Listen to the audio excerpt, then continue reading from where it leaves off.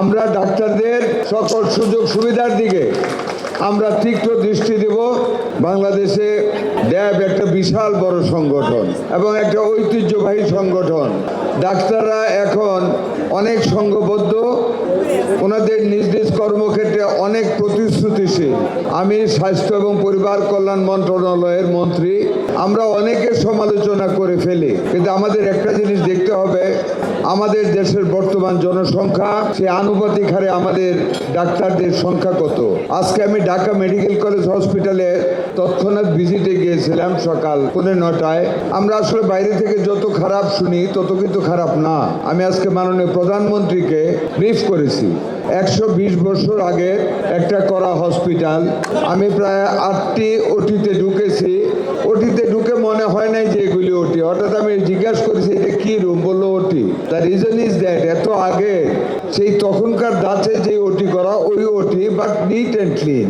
তেলা পোকার সংখ্যা কম, সার পোকা নেই। খাবার দাবার রুগীদের জিজ্ঞেস করছি ভালো, তবে অনেক উন্নতির জায়গা রয়েছে।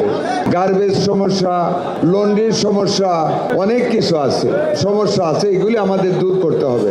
একটা ওটি দেখেছি সেখানে, নিশ্চয়ই জাহিদ ভাই জানেন, একটা বিশেষ বিজনেস গ্রুপ করে দিয়েছে 75 লাখ টাকা খরচ করে।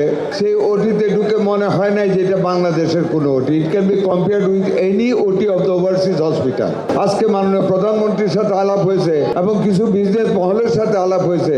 আপনারা যারা সম্মানিত ডাক্তারগণ আছেন, আপনাদেরও অনেক কানেকশন আছে। যদি অন্তত যে ওটিগুলি আছে, বাংলাদেশে অনেক ব্যবসায়ীরা আছেন যাদেরকে বলে নিজের সৌজন্যে এক একটা এরকম ওটি আমাদের করে দিতে পারেন রেনোভেট করে।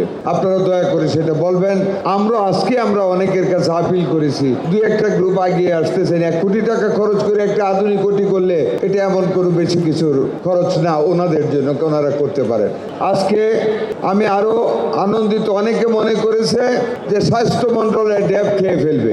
না, আমি তো প্রায় 12-14 দিন হলো বসলাম, কোনো আনডিউ প্রভাব আমাদের কার্যক্রমে কেউ ফেলতেছে না। আমি ডাক্তারদের সকল মহলকে, আমাদের নেতৃবৃন্দকে অন্তঃস্থল থেকে আন্তরিক ধন্যবাদ ও মোবারকবাদ জানাচ্ছি। সেজন্য আমরা ডাক্তারদের সকল সুযোগ সুবিধার দিকে আমরা তীক্ষ্ণ দৃষ্টি দেব। আজকে আমাদের মাননীয় প্রধানমন্ত্রী সবার আগে স্বাস্থ্য এবং বাংলাদেশের স্বাস্থ্য ব্যবস্থা নিয়ে আজকে একটা মিটিং হয়েছে, অত্যন্ত গুরুত্বপূর্ণ মিটিং। অনেকগুলি ব্যাপারে সিদ্ধান্ত নেওয়া হয়েছে। জনকল্যাণে পাবলিকের ডোর স্টেপে কিভাবে সেবা পৌঁছে দেওয়া যায়, কিভাবে আরো বেটার সার্ভিস দেওয়া যায়, আরো ডাক্তার নিয়োগ করা যায়, সামগ্রিক দিক থেকে অনেক চেষ্টা করা হচ্ছে। আমি স্বাস্থ্য মন্ত্রণালয়ের মন্ত্রী, আপনাদের যে কোনো সুযোগ সুবিধা আমাকে আপনারা বলবেন। বিধির ভিতরে যতক্ষণ সম্ভব ইনশাল্লাহ আপনাদের পাশে দাঁড়াবো, আপনাদের কল্যাণ দেখবো।